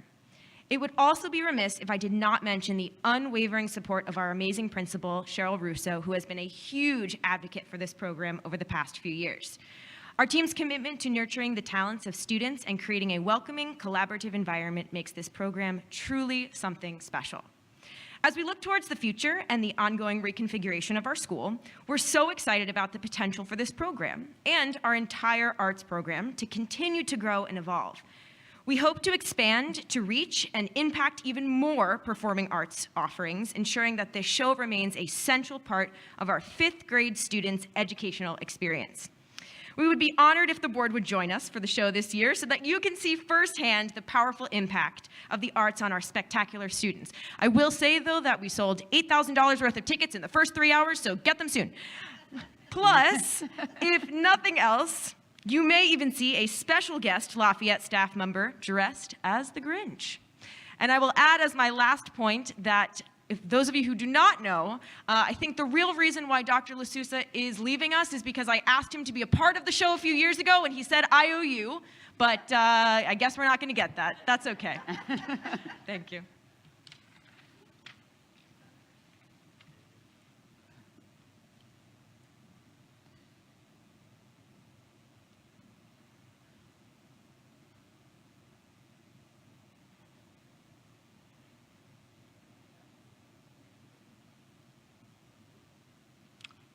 Good evening. I'm Jim Cronin. I am a math science teacher at Lafayette School, and this evening it's my pleasure to share a few highlights of the music program. For the orchestra, after a very successful concert in December, the 5th grade orchestra will be starting chamber orchestra this week. And the 4th grade, well, they're all excited for their concert, their first concert, and it's this Thursday. And Mr. Keller has been named a Yamaha 40 Under 40 Music Educator Award winner. Quite an accomplishment. On the band side, the Lafayette Band program is thriving. Ms. Gall brought 25 5th grade band members to the tree lighting in Reasoner Park in December to spread holiday cheer and enjoy an evening with each other. I was there. It was a heck of an experience. The 4th grade band will have its very first concert in the auditorium on Thursday. The 5th grade jazz band is gearing up as well. Ms. Gall will be presenting about the Lafayette 5th grade jazz band at the New Jersey Music Educators Conference in Atlantic City in February. Thank you for supporting the Lafayette Band and Orchestra programs, and we're excited to continue this growth in the future. Thank you.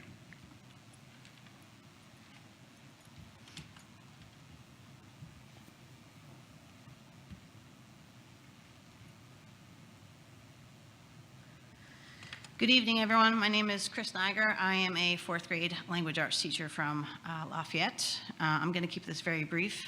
We had an 8 a.m. faculty meeting this morning. I'm not even sure what day of the week it is at this point. So I just want to take a moment to thank Dr. LaSousse on behalf of everyone at Lafayette. We extend our heartfelt congratulations to you. Princeton's gain is certainly our immeasurable loss. We know that you will always be a Cougar at heart. And know that you always have a home at Lafayette and in Chatham, and we just wanted to express our immense gratitude to you. And hi, I'm Adrienne Collette, also from Lafayette School. And just to follow up what Chris was saying, Lafayette School has been through a variety of very difficult challenges these last few years. And your support for us, Mike, has been always expedient and invaluable as we navigated these as a school team and also as a district. We want you to know that we will, as a team, be part of your team in the coming year and the coming months as we transition into our new building plans. So thank you again for your leadership and for always having teachers and students in mind.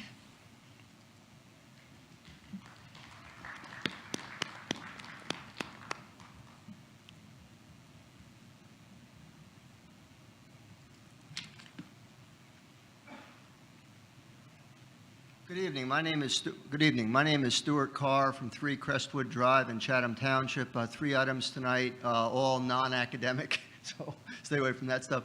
Number one, Dr. LaSousse, superb work for the last 25 plus years. Again, well-deserved, terrific promotion. And again, from a non-academic perspective, where I've had interaction with you over the last probably 15 years or so, it's been absolutely enjoyable. We're mostly on the same side of the fence, but every once in a while, as I'll mention in a moment, diametrically opposed, but nothing wrong with that. But in any case, the Board of Education has been, again, very, very blessed to have you as a administrator for the last 25 years, teacher, and then sub-administrator, then administrator, and now superintendent. So terrific, and best of luck to you going forward. 2 items for tonight. Number one, and again, this goes back to institutional continuity. We have Ms. Ciccarelli. Unfortunately, Ms. Weber's not here, which is a part of the target of my comments, unfortunately, but so be it. In any case, a little bit of institutional continuity, and I hope that Mr. DeQuilla, Ms. Weber, and to some extent Ms. Ciccarelli and Dr. LaSousse over the next couple of months go back 10 years or so to the taking away the right to vote on the operating budget from the public, which I think is one of the few distinct, I think, black marks on this Board of Education in the 31 years, or 32 years, whatever that I've been here. Again, everything totally legal, totally above board, public input, the whole thing. But again, I still have a little bit of bugaboo about taking away the right of the public to vote on the operating budget. As a practical matter, hasn't made a difference. Things are great. We happen to have a terrific board, cohort, et cetera, but as we know in other towns and other jurisdictions, you may not have that. So as a principal PLE, I think the idea of taking away the right to vote years ago by the board without direct formal public input was problematic. The even bigger issue that I had with that, even though I happen to like the idea of keeping the vote, or keeping the vote, number one, but also keeping the elections in April, the bigger issue was we didn't have the right of the public to have formal input as to whether they wanted to delegate the budget process to the Board of Education. Dr. LaSousa made the argument, which is again a very strong one, that some things you delegate, a board, again, gets things delegated, representative democracy and all that stuff. Again, by accident, however it was, we did have the right to vote on the budget. Again, back then, the halcyon days of $50, $60 million budget back in the, again, prehistoric days. But in any case, we had the right to vote on the budget. And what I had argued, and unfortunately the board fell down on this, was we should have at least a non-binding referendum, put it out to the public, and say, do you want to give up the right to vote, and make the LaSousa argument, or agree with the LaSousa argument, that representative democracy in this context makes sense. If the public said, again, even non-binding, that we think it makes the most sense as a practical matter to delegate that budgetary process to the Board of Education as opposed to via a popular vote, then I salute it. But you didn't do that, and we went through with Ms. Weber, as Dr. LaSousa remembers. Again, you gave me a lot of latitude, about 30 minutes back and forth with Mr. Nonamaker, where we started off with legally our hands are tied, we can't do it, et cetera, and we kind of undressed that argument over the next 30 minutes or so, where we came to the conclusion that yes, this board did in fact have the opportunity and the right and the ability to put that out to either a formal or at least a non-binding vote to the public to get the public's input. And that's where I think the fall down was. So what I'd like to have, or what I request, is for Ms. Weber, Dr. LaSousa, and Mr. DeKilla, at some point over the next couple of months, and Ms. Triccarelli as well, to provide, again, a little bit more articulate context of what happened 10 years ago, and to some extent 15 years ago, and thankfully got beaten back, so that the new board members know what was going on with that. That's item number one. Item number two is the, again, going forward for best practice, and again, Mr. Smith is not here, unfortunately, but back to Mr. DeQuilla's comment about the capital budget, we have a central office building a few years ago that was basically by survey indicated the public said, we don't want you to spend $3 or $4 million, whatever the number was, $3 million on a central office building. Fast forward a couple of years, there's money on the balance sheet. After a couple of referenda, the board decides we need to have a central office building. They spent $3 million on a central office building. Just give me 1 second, please, I'll be done. $3 million on a central office building. And the problem with that was, again, not so much the use of funds, may have been a good idea, was a source of funds. If you didn't have a bunch of money stashed on the balance sheet, you would have had to go out for a referendum and borrow the money and ask the public formally for that. The fact that you had the money on the balance sheet, you could basically bypass the public and do what you wanted without getting public input. So what I suggested a few years ago, and hopefully you will consider going forward, is to have some kind of a self-imposed best practice of if something is north of $1 million or something like that, that you will treat it as if it was a referendum issue and ask the public formally whether this makes sense for discrete capital items. So if you could consider that going forward, that would be terrific. Again, Dr. LaSousa, superb work, and thanks so much for your time. Again, there's not a whole lot of people behind me. This is something I think is important for the board, so I appreciate your patience on it in this reasonable time. Thanks very much.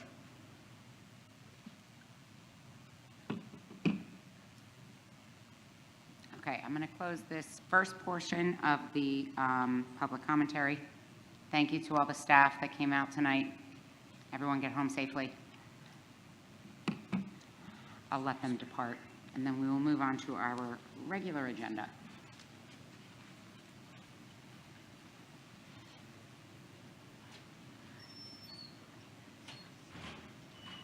Okay, so moving on to our action items, I am going to move agenda items A1 to A15 on the, we have no addendum, correct?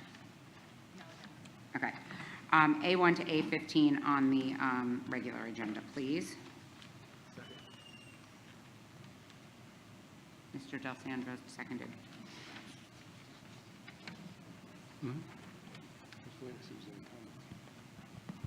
Agenda items A1 through A15. Ms. Ross? Yes. Ms. Allen? Yes. Mr. Del Sandro? Yes. Ms. Peck? Yes. Mr. Ryan? Yes. Dr. Zhang? Yes. And Ms. Chicarelli? Agenda items passed Yes. 601. And cheers to Frank Carlo for retirement. Right, cheers to Frank Carlo. Cheers to Dr. LaSousa. He's retiring, though. Okay, moving on to finance and facilities.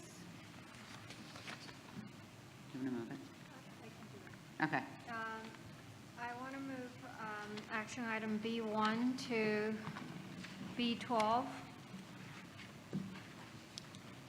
I'll second that. Got it. I just want, before we vote, I just want to thank the opportunity, or take the opportunity to thank the CEF for their donation for the 3D scanning that'll be used at the high school, and the estate from the alumni of Mr. and Mrs. Winterberg for their donation to the high school, which will be used at the principal's discretion. Agenda items B1 through B12. Ms. Ross? Yes. Ms. Allen? Yes. Mr. Del Sandro? Yes. Ms. Peck? Yes. Mr. Ryan? Yes. Dr. Zhang? Yes. And Ms. Chicarelli? Yes, Agenda items passed 601. perfect. And for curriculum, Ms. Ross? Yes, I'd like to move action B1 to C3 on the regular agenda. Second. Is there a second? Second. Oh, thank you. Agenda items C1 to C3. Ms. Ross? Yes. Ms. Allen? Yes. Mr. Del Sandro? Yes. Ms. Peck? Yes. Mr. Ryan? Yes. Dr. Zhang? Yes. And Ms. Chicarelli? Yes, Agenda items passed 601. perfect. And for policy, Mr. Ryan? Yes, I'd like to move action item D1 on the regular agenda. Second. Agenda item D1, Ms. Ross? Yes. Ms. Allen? Yes. Mr. Del Sandro? Yes. Ms. Peck? Yes. Dr. Zhang? Yes. Ms. Chicarelli? Yes, Again, D1 passes 601. great.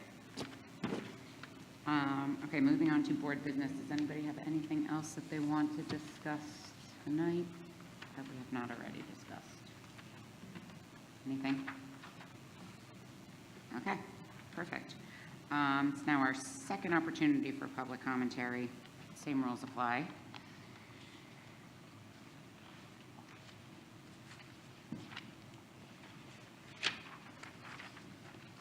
Mr. Heap, nothing? Okay. Okay. We will be having an executive session. Action will not be taken. Okay, perfect. So I would like to adjourn the regular meeting, and we will go from here to executive session. Thank you, everyone, for coming. Everyone get home safe. Thank you, Summer. We don't always cry at board meetings either, but, you know, it's going to be a rough one with Dr. LaSousa. Thanks for coming. We